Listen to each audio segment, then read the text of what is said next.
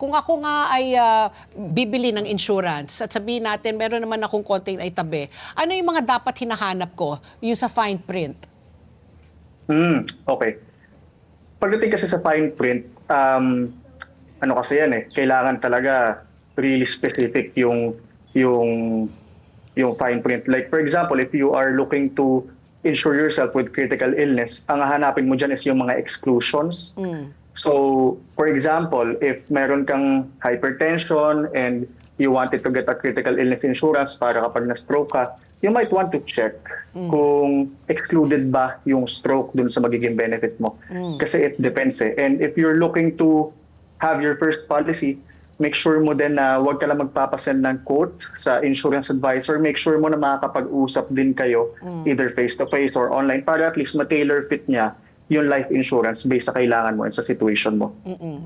Ako naman po, sir, no, kasi alam naman natin na hindi naman naging kultura ng mga Pilipino, lalo na nung unang panahon, yung mag-avail ng mga insurance. So ngayon, mas nauunawaan po ng mga nakatatanda kung gaano nga kahalaga yung insurance. But this is just nowadays na lang, ano. Paano naman po yung mga senior citizens na halimbawa gusto na mag-avail ng insurance, di ba meron po yung parang age limit lang.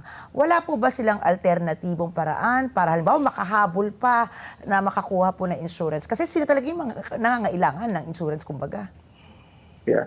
And actually, Ricky, I get this question a lot. No? And masakit man sabihin, napakalimitado na ng mga options ng mga senior citizens, especially if you're a senior citizen looking to insure yourself with a critical illness.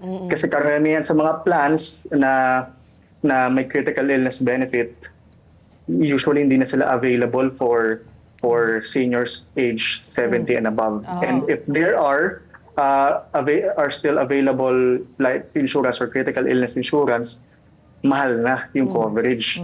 So, ang alternative na lang talaga, if hindi na sila insurable or hindi na sila pwede doon sa critical illness insurance, they can opt for life insurance, yung makukuha ng family nila if in case they pass away.